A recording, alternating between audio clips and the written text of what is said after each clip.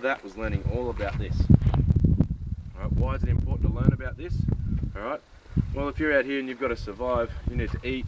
If you don't know and you eat the wrong one, you end up dead, yeah? So there's many different ways in which they'd work it out. Right, they'd look at the plants and they'd look at the leaves on them, and they'd be able to see the angles at which the leaves go, and oh yeah, okay, that one's good or that one isn't any good. But initially they had to work out how they could eat it. Alright, it's all about the land, remember. Everything's about the land. So if it's on the planet, it's here for a reason. There's got to be some use for it. Now ideally the first use would be just pick it off and eat it. That's what we want. That's the way the Aussies would want it. We like it nice and easy. Alright. So what they would do first is they would basically rub it on their skin. Alright, the fruit of this. Obviously that's the main part of it. There's going to be other things that might be the use. They'd use the fruit and they'd rub it on their skin. Now if they got a reaction, obviously it's no good. If it's going to react with your skin, you're not going to be able to eat it. Alright, but if that doesn't react, they'd rub it on their cheek. Alright, more sensitive spot, closer to digestion, our main goal. That's what we want. So we'd rub it on the cheek. Now if it didn't react, alright, we'd try the next step. If it did react, alright, we can maybe touch it on our harsher parts of our body, but not the sensitive bits. We'd then put it in our mouth, we'd rub it on the lips. Just rub it on the lips. See if we get a reaction. Now again, if it would swell up, no good, or something would happen, no good. Alright, but if nothing happened, what would we do? We'd eat it. That was our goal, that was our intention, so we'd eat it. Now if that person died, thank you for being the guinea pig, obviously we can't eat it.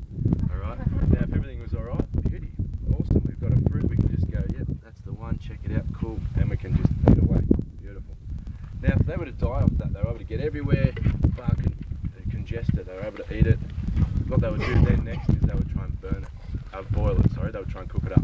Alright, maybe they just had toxins in it, we just need to release the toxins in the water, and then we could eat it. So we'd try the same process again. Alright, now if that didn't work, we'd maybe, there was a seed inside it, so we'd peel all the fruit off, and we'd grind down that seed, and we'd be able to use the seed. There's got to be some use for it. Alright, I'll show you a cycad later that comes from McDonald Ranges region. It is one of those McDonald's cycads. Alright, inside it is a seed. Now that seed, it must have taken a long time to work it out because that seed needs to drain through water, running water, weeks before they can crush it down and use the seed. Alright, so it's a long bloody process. Alright, there's no takeaway meal from McDonald's community, we've got it, let's go and eat. Alright, 2 weeks. Alright, so you can imagine that seed, was probably a last resort as a food source. So generally, obviously, people would have to sacrifice in the early days to work out whether they could eat this. Alright, and in the Aboriginal cultures, alright, I think this is how it all came about. The Aboriginal cultures, a man could have several wives. Alright, they wouldn't. They'd have a bit of a ceremony, but it wasn't the traditional way of marriage that we all pretty much know. Alright, he could have several different wives.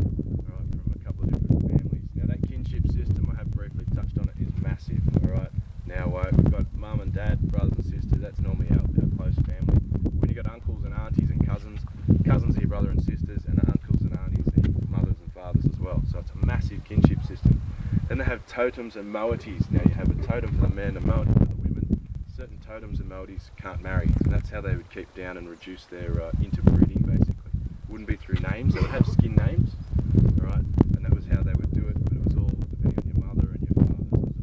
So it was a big, massive, complex system. You need all these different charts to put it all together, not simple like ours. So they'll have several different wives. Back to the main story. So of course 7 different plants, 7 wives gives you 7 mother-in-laws, yeah? So with the mother-in-laws, we try it with one mother-in-law, she's dead, sweet, try it with the next mother-in-law, dead, she's sweet. That was how they got rid of the mother-in-laws, yeah?